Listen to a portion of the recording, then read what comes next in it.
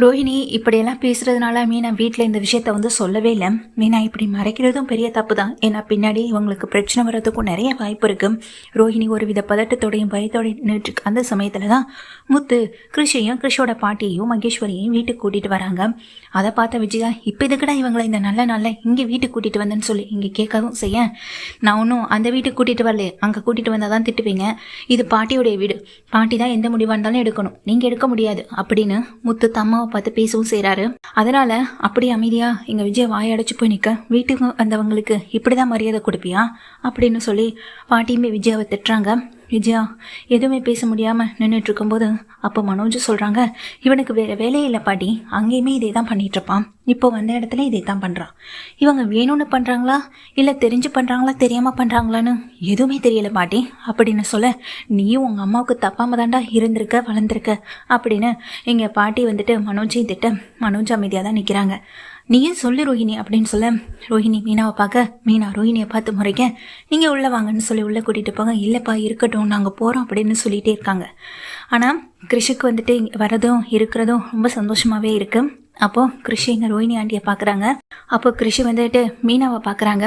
மீனா எதுவுமே பேசாமல் கோவத்தோட நிற்க, என்ன மீனா எப்போதும் நீ தான் எங்கள் கிருஷி வந்ததுமே தூக்கி கொஞ்சுவேன், இன்னைக்கு என்ன அமைதியாக பார்த்துட்ருக்குன்னு சொல்ல, ஒன்றும் இல்லைங்க இவங்களை பார்த்ததும் ரொம்ப அதிர்ச்சி ஆகிட்டேன் அப்படின்னு சொல்ல, நானும் அப்படித்தான், இவங்க இங்கே வருவாங்கன்னா எதிர்பார்க்கவே இல்லை, கிருஷியும் இவங்களையும் பார்த்தது ரொம்ப சந்தோஷமாயிடுச்சு அப்படின்னு சொல்லிட்டு இருக்காங்க. சரி மீனா நீ உங்களை பார்த்துக்கோ, நான் கடைக்கு போயிட்டு வரேன்னு சொல்லிட்டு முத்து கிளம்பி கடைக்கு போக, நீங்கள் வாங்கன்னு சொல்லி உள்ளே கூப்பிடுறாங்க. பாட்டியும் வந்தவங்க கிட்ட நல்ல விதமாக பேசிகிட்டு இருக்கும்போது அப்போது இங்கே கிருஷோட அம்மாவை பற்றி கேட்குறாங்க. பாட்டி இந்த தீபாவளிக்கு கூடவா அவங்களால வர முடியலன்னு சொல்லி கேட்க, இல்லைம்மா அது வந்துன்னு சொல்லி தயங்கி நிற்க, அட எப்போ தான் அவங்க வரப்போகிறாங்க, இப்போயும் இல்லை எப்போதுமே வரப்போகிறதில்ல, ஏன்னா அப்படி ஒரு அம்மா இருக்காளா இல்லையான்னு கூட எங்களுக்கு தெரியலையேன்னு இங்கே விஜயா பதிலுக்கு சொல்ல, விஜயா கொஞ்சம் வாய் அடக்கிட்டு இருக்கியா அப்படின்னு பாட்டி உடனே விஜயாவை திட்ட, விஜயா எதுவுமே பேச முடியாமல் உட்காந்துருக்காங்க. அந்த சமயம் அங்கே நின்றுக்கிட்டு இருக்க அங்கே மனோஜையும் பார்த்துட்டே இருக்காங்க கிருஷோட பாட்டி. கிருஷா அங்கேயும் இங்கேயும் ஓடி விளையாட, மீனா தனியாக சமைச்சிட்டு இருக்கும்போது உள்ளே போகிறாங்க. மீனா நீ இந்த விஷயத்த சொல்லாமல் இருக்க வரைக்கும் எங்களுக்கு எவ்வளோ பெரிய உதவியை பண்ணிட்டு இருக்க தெரியுமா அப்படின்னு சொல்ல, இது எத்தனை நாளைக்கு நீடிக்க போகுதுன்னு எனக்கு தெரியல, ஆனால் என்னைக்கா இருந்தாலும் இந்த உண்மை வீட்டில் இருக்கவங்களுக்கு தெரிய வரத்தான் போகுது, அன்னைக்கும் அவங்க அதே முடிவை தான் எடுக்க போகிறாங்க, இது நீங்கள் இப்போ சொன்னாலும் சரி இல்லை எப்போ சொன்னாலும் சரி அப்படின்னு மீனா சொல்ல, எனக்கு உனக்கு கோபம்லாம் நியாயமாதமா இருக்குது, நீ கோவப்படுறது எல்லாமே நியாயம்தாம்மா, அதில் நான் எந்த தப்பும் சொல்லலை அப்படின்னு சொல்லும்போது, உங்கள் மேலே வச்சு இந்த நம்பிக்கையை நீங்கள் தப்பாக யூஸ் பண்ணிக்கிட்டீங்கன்னா இப்போவும் நான் நினைக்கிறேன்னு சொல்லிட்டு இருக்காங்க. ஸ்ருதி உள்ளே வந்தவனையே கிருஷோட பாட்டி பேச்சை நிறுத்த, மீனாவும் இங்கே பார்க்குறாங்க. என்ன மீனா என்ன சமைக்கிறீங்க, ரொம்ப வாசனை தூக்குது அப்படின்னு சொல்லிட்டு அங்கே வந்து 2-3 எடுத்து சாப்பிட்டுட்டு அமைதியாக பேசிக்கிட்டு இருக்கும்போது கிருஷோட அம்மாவை பற்றி திரும்பவும் இங்கே கேட்குறாங்க ஸ்ருதி. இல்லை அவளால் வர முடியலைன்னு சொல்ல, அவங்களால இப்போன்னு இல்லை எப்போதுமே வர முடியாதுன்னு சொல்லிட்டு இருக்காங்க மீனா. ஏன் மீனா அப்படி சொல்கிறீங்கன்னு சொல்லி கேட்க, அவங்க தான் துபாயில் இருக்காங்க, ரொம்ப பிஸியாக, அதுவும் இன்னொரு லைஃப்பில் அப்படின்னு சொல்லி, என்ன மீனா சொல்கிறீங்கன்னு கேட்க, அப்போது வாசலில் வந்து நிற்கிற முத்துவும் அதை கேட்குறாங்க. கடைக்கு போயிட்டு வந்து இங்கே பொருளெல்லாம் வாங்கிட்டு வந்த முத்து வாசலில் நின்று மீனா சொல்கிறத கேட்க, ஆமாம் இப்போ தான் அவங்களே விஷயத்த சொன்னாங்க, அவங்களுக்கு இன்னொரு கல்யாணம் ஆகிடுச்சான், அதுவும் குழந்தை இருக்கிறத மறைச்சி அவங்க இன்னொரு கல்யாணம் பண்ணிக்கிட்டு துபாயில் ஹாயாக செட்டில் ஆகிட்டாங்க, அப்படி இருக்கப்போ அவங்க எப்படி நம்ம ஊருக்கு வருவாங்கன்னு எங்கள் மீனா சொல்ல, என்ன மீனா சொல்கிறேன்னு உள்ள முத்து வரேன், ஆமாங்க அப்படின்னு சொன்னதுமே அவங்க கிருஷோட பாட்டிக்கு படபடன்னு ஆகுது.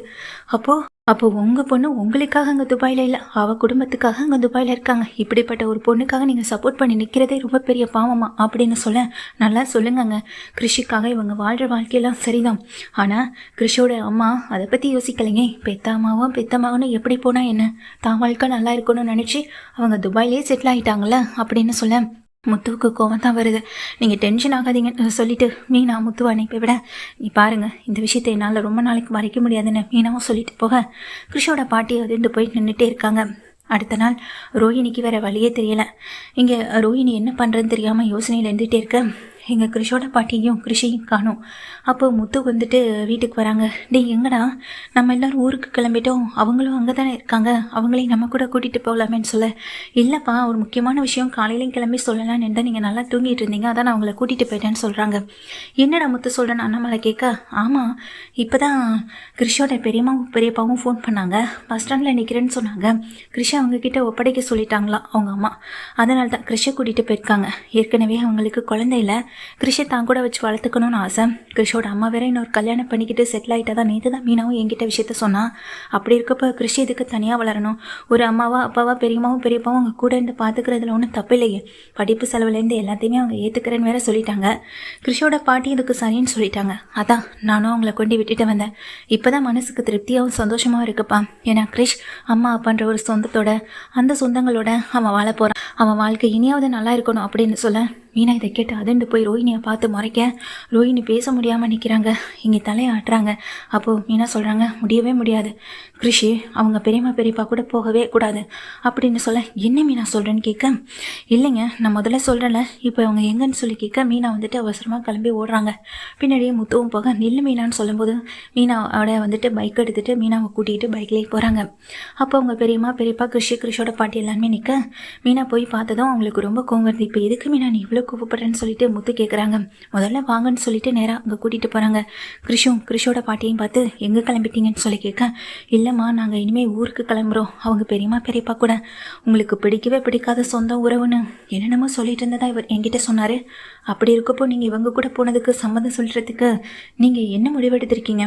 என்ன இருந்தாலும் உங்கள் பொண்ணோட பையன் தானே அப்படின்னு சொல்ல, அப்போ உங்கள் பொண்ணு வாழ்க்கைக்கு எந்த பிரச்சனையும் நீங்கள் 2 பேரும் தடங்களாக இருக்கக்கூடாது, அதுக்கு என்ன வேணாலும் பண்ணலான்ற ஒரு முடிவை எடுத்துட்டாங்கல்ல அப்படின்னு சொல்லி கேட்க, மீனா நீ பேசுகிறது எதுவுமே எனக்கு புரியலன்னு சொல்ல, ஒரு நிமிஷம் இருங்கங்க அப்படின்னு சொல்லிட்டு அவங்க பெரியம்மா பெரியப்பா பார்க்குறாங்க. இதில் அவங்க பொண்ணு கல்யாணிக்கு எந்த விருப்பமும் இல்லை. இப்போ தான் என்கிட்ட பேசினாங்க. இவங்களே எடுத்த முடிவு தான் இது. அப்படி இல்லைனா பிரச்சனை உங்களுக்கு தான் வரும்னு மீனா சொல்ல, அவங்க 2 பேரும் அதை கேட்டு அதிர்ந்து போக, பரவாயில்லம்மா கிருஷிக்கு எப்போ எங்கள் கூட இருக்கணும்னு தோணுதோ அப்போ நீங்கள் கிருஷை கூட்டிகிட்டு எங்கள் வீட்டுக்கு வாங்கன்னு சொல்லிட்டு அவங்க 2 பேருமே கிளம்பி போக கிருஷையும் பாட்டியும் இழுத்துக்கிட்டு நேராக தன் வீட்டுக்கு போகிறாங்க. மீனாவை நினச்சி ரோஹிணி பதட்டத்தோடு நிற்க உள்ளே போகிற மீனா கிருஷை கொண்டு போய் நடு வீட்டில் நிற்க வைக்கவும் செய்கிறாங்க. கிரிஷ் அங்கிட்ட எங்கிட்டும் பார்க்குறாங்க. உண்மை சொல்லுடா கிரிஷ், உன் அம்மா யாருன்னு அப்படின்னு சொல்ல, மீனா நீ என்ன பண்ணிட்டு இருக்கன்னு உனக்கு புரியுதா இல்லையா? சின்ன பையன்கிட்ட என்ன கேட்டுக்கிட்டு இருக்காங்க. மீனா முத்து மீனா கிட்ட கோவத்தோட பேசுகிறாங்க.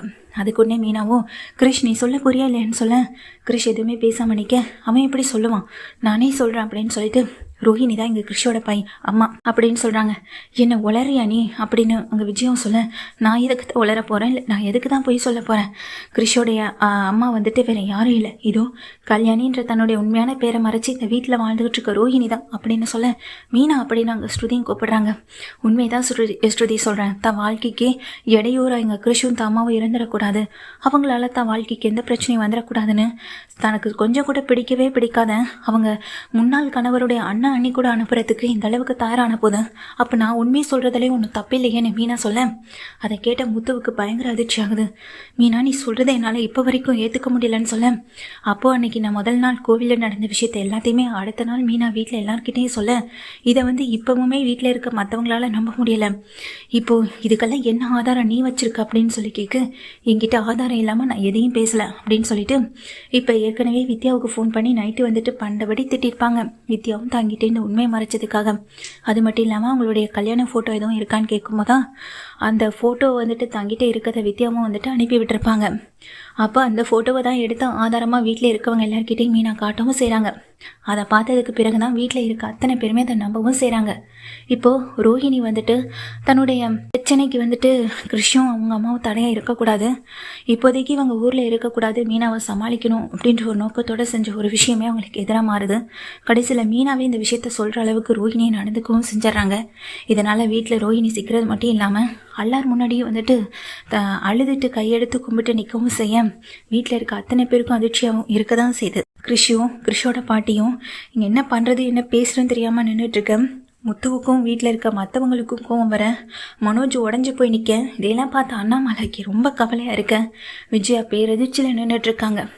ஸ்ருதியும் மீனாவும் ஒருத்தர் மாற்றி ஒருத்தர் பார்த்துக்கிட மீனா கிட்ட ஸ்ருதி கேட்குறாங்க, அப்போ அவங்க அம்மா கொஞ்சம் நேரத்துக்கு முன்னாடி கதை சொல்லிட்டு இருந்தது எல்லாமே இந்த கல்யாணியை பற்றி தானான்னு சொல்லி கேட்க, ஆமாங்கன்ற மாதிரி மீனாவும் சொல்ல, இப்போ இதுக்கெல்லாம் என்ன கிடைக்க போகுது, என்ன பதில் கிடைக்க போகுது, இதுக்கெல்லாம் காரணமான ஆண்டி என்ன பதில் சொல்ல போகிறாங்க, உங்களுடைய பேராசை எந்த அளவுக்கு கொண்டு விட்டுருக்க பாருங்க ஆண்டி, எப்போதுமே அங்கே திட்டுவீங்க நீங்கள் கூட்டிகிட்டு வந்த மருமக சரியில்லைன்னு, உண்மையே சொல்லப்போனால் பணத்தாசை பிடிச்ச உங்களுடைய இந்த குணமும் நீங்கள் கூட்டிகிட்டு வந்த இந்த பொண்ணு தான் இந்த வீட்டுக்கு சரியில்லை அப்படின்னு சொல்கிறாங்க. எப்படி ரோஹிணி உங்களால் முடியுது? பெத்தாமா இறந்துட்டாங்கன்னு சொல்லி இதெல்லாம் சத்தியமாக வாழ்க்கையில் யோசிச்சு கூட பார்க்க முடியலன்னு சொல்லிட்டு எங்கள் ஸ்ருதியும் கண்டபடி பேசுகிறாங்க.